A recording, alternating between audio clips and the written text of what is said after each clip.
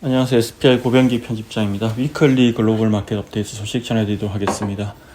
이 코너를 시작한 이후에 가장 많이 얘기 드리는 게 이제 미국 오피스 시장 소식인데요. 오늘도 이제 미국 오피스 시장 소식을 준비해 봤고요. 아무래도 이제 코로나19 이후에 미국 같은 경우에는 재택근무가 확산이 되면서 이렇게 이제 사무실 출근, 그리고 일하는 문화, 어떤 이런 것들이 많이 변하고 있고, 그 영향이 이제 오피스 투자 시장에도 큰 영향을 주기 때문인데요. 이제 한국 기관 투자에 투자한 오피스도 많고, 그리고 이제 또 이제 미국에는 이제 SL 그린이나 보네이도 같은 아주 큰 상장 리츠들도, 오피스 상장 리츠도 있기 때문에 이제 많은 분들이 관심을 갖고 있는 주제라서 이렇게 자주 전해드리게 됩니다. 그리고 또한 이제 아무래도 오피스 시장 변화가 이게 고착화된 게 아니라 여전히 계속되고 있고, 앞으로 어떻게 될지에 대해서 여전히 의견이 분분하다는 점에서 최근에 일어나고 있는 일들을 좀 더 계속해서 이렇게 지켜볼 필요가 있기 때문에 자주 전해드리는 거고요.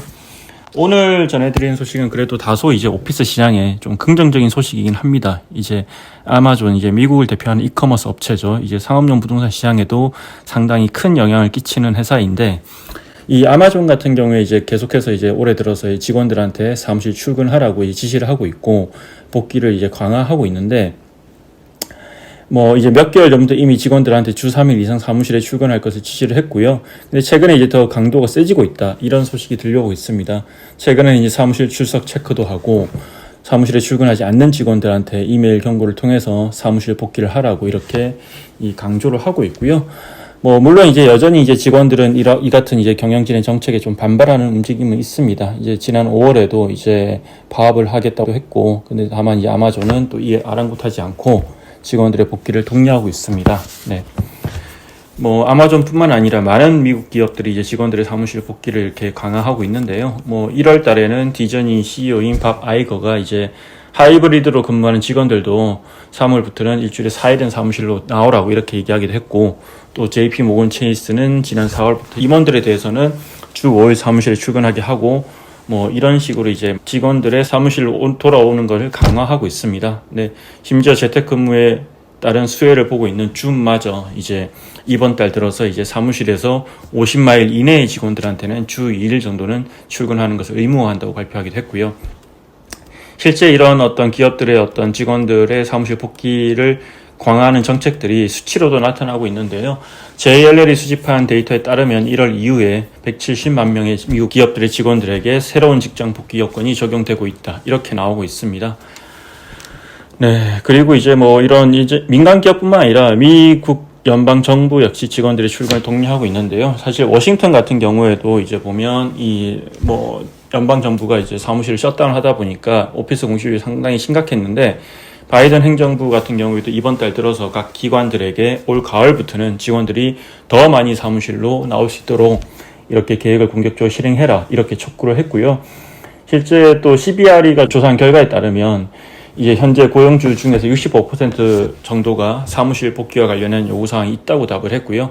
이 30% 정도만 직원한테 자율적으로 맡긴다고 이렇게 답을 했는데, 이게 작년과는 아주 큰 차이를 보이는 수치고요. 작년 같은 경우에는 50% 이상의 고용주가 선택권을 직원에게 맡겼는데, 이제 올해 들어서는 그 비중이 많이 줄었습니다. 네.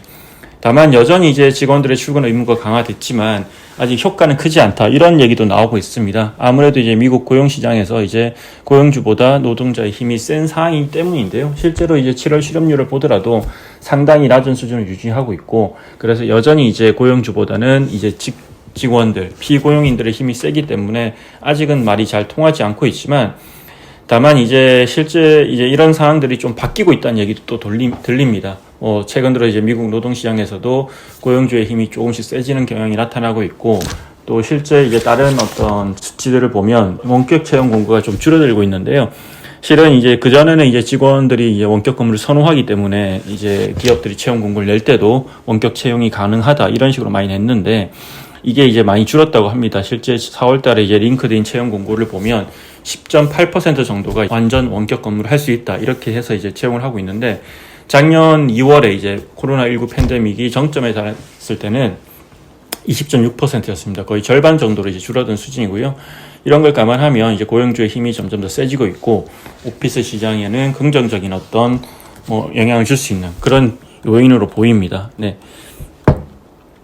그 외에 이제 또 오피스 관련 소식들 몇 개 전해드리면, 예, 물론 여전히 이제 우려도 계속 나오고 있고요. 실제로 이제 SL 그린이라고 있습니다. 이제 미국 뉴욕 맨하탄에서 이제 오피스를 가장 많이 하고 있는 미국 오피스 리츠고요. 대표적인 자산이 이제 그랜드 센트럴역 바로 옆에 있는 원 벤더빌트라고 있죠. 이런 이제 자산을 포함해서 미드타운에 많은 자산을 갖고 있는 미국 뉴욕의 최대의 어떤 오피스 건물주인데요. 이제 최근에 신용평가 기관인 피치가 이 SL 그린의 신용 등급을 강등을 또 했습니다. 기존에 이제 BBB-에서 BB+로 이제 낮추기를 결정을 했는데요.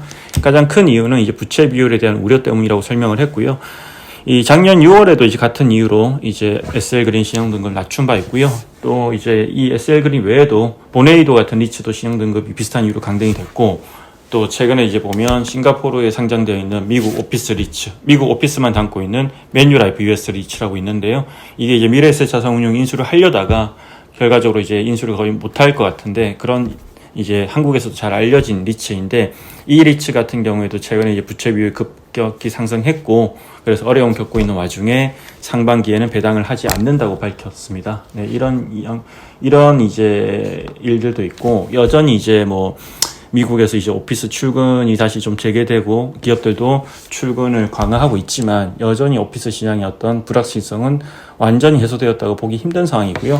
그렇기 때문에 아무래도 이제 이렇게 자주 저희도 전해드리는 것 같습니다. 앞으로도 이렇게 미국 오피스 시장의 소식을 계속 전해드리도록 하겠습니다. 이상으로 최근 조금 분위기가 바뀌고 있는 미국 오피스 시장에 대한 소식을 전해드렸습니다. 고맙습니다.